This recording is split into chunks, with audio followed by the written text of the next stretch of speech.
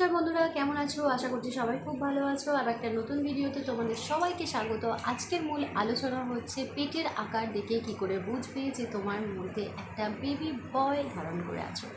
তো আমরা সবাই জানি যে সন্তান আমাদের কাছে অনেক বড় পাওনা, সেটা বেবি বয় হোক বা বেবি গার্ল হোক। বাট তবুও আমাদের মনের মধ্যে অনেক আশঙ্কা থাকে, অনেক কিছু জানার থাকে। সে আমি নতুন মা হই আর বা দ্বিতীয়বার মা হলে তো আরও ভেতরে অনেক কিছু জানাশোনার ব্যাপার থাকে। যদি একটা ছেলে থাকে মন থেকে চায় একটা মেয়ে হোক, একটা মেয়ে থাকলে মনে হয় একটা ছেলে হোক।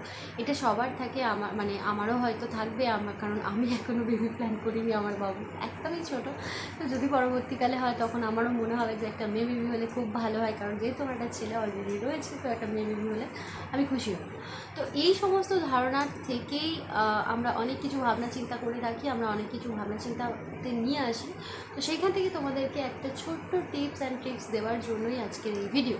তো ছেলে হওয়ার প্রথম যে লক্ষণটা আমি তোমাদের সাথে আলোচনা করতে চাইছি সেটা হচ্ছে হেয়ার।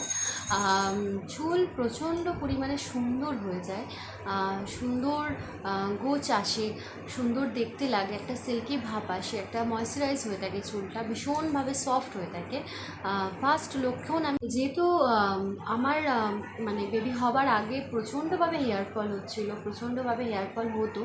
যখনই আমি প্রেগনেন্ট পিরিয়ড স্টার্ট করি, মোটামুটি 2 মাস 3 মাস যাবার পর থেকে আমার হেয়ার একদম পড়া বন্ধ হয়ে গেছিলো। হয়তো আঁচড়ালে দুটো একটা পড়তো, যে পরিমাণে পড়তো সেটা একদমই পড়তো না। সেকেন্ড যেটাই আসবো, প্রথমত পেটের আকার। এটা হচ্ছে সবথেকে বড় একটা জানার বিষয়কার দিনে আমাদের সমাজে আগের থেকেই আমরা জানতে পারি না যে আমাদের বেবি কী হবে, ছেলে হবে না মেয়ে হবে। কারণ এটা একেবারে বেআইনি, তাই ডাক্তাররা এটা পুরোপুরি অ্যাভয়েড করে, বলে না। বাট আমরা কিছু সিমটম দেখে যেমন জানতে পারি, তার মধ্যে সবথেকে অন্যতম হলো আমাদের পেটের আকার। পেটের আকার যদি তুমি দেখো যে সামনের দিকে একটু বেশি চলে গেছে আর মানে একদম গোল হয়ে আছে ফুটবলের মতো, তাহলে তোমরা একটা ধারণা করতে পারো যে এটা তোমার বেবি ছেলে হতে পারে। এবার পেটের মধ্যেই আমাদের 3-4টে সিমটম যদি তোমার মিলে যায়, তাহলেও তুমি বুঝতে পারবে যে তোমার ছেলে সন্তান পেটে আছে। কারণ আমি বলছি, একটা পেট দেখে আমরা 3-4টে জিনিস বিচার করি। ফার্স্ট অফ অল তোমাদের প্রথমেই বললাম যে ফুটবলের মতন যদি আকারটা হয়, তাহলে বুঝতেই পারবে যে এটা আর সামনের দিকে চলে গেছে, মানে ত্রিভুজের মতো নয় বা ডিম্বাকারের মতো নয়, পুরো সামনের দিকে চলে গেছে পেটটা। তাহলে বুঝতে হবে যে মানে আমার মধ্যে একটা ছেলে বেবি বড় হয়ে উঠছে। এবার সেকেন্ড হচ্ছে, তোমার যদি তুমি দাঁড়িয়ে থাকো, তুমি ধরো 5-7 মাসের প্রেগনেন্ট, তোমার পেটটা মোটামুটি বড় হয়ে গেছে, কিন্তু তোমাকে ব্যাক সাইড থেকে দেখে কেউ বলতে পারছে না যে তুমি প্রেগনেন্ট। কারণ তোমার ব্যাক সাইড যেমন কি তেমন, যেটা মেয়ে বেবি যদি পেটে থাকে সেটা বোঝা যায় যে তুমি প্রেগনেন্ট ব্যাক সাইড থেকে দেখলে। কারণ ব্যাক সাইড থেকে দেখলে তোমার ফিগারটা এইভাবে আসে, মানে পেটের দিকটা আকারটা এইভাবে হয়, মানে পিছন দিক থেকে বোঝা যায় আর কি।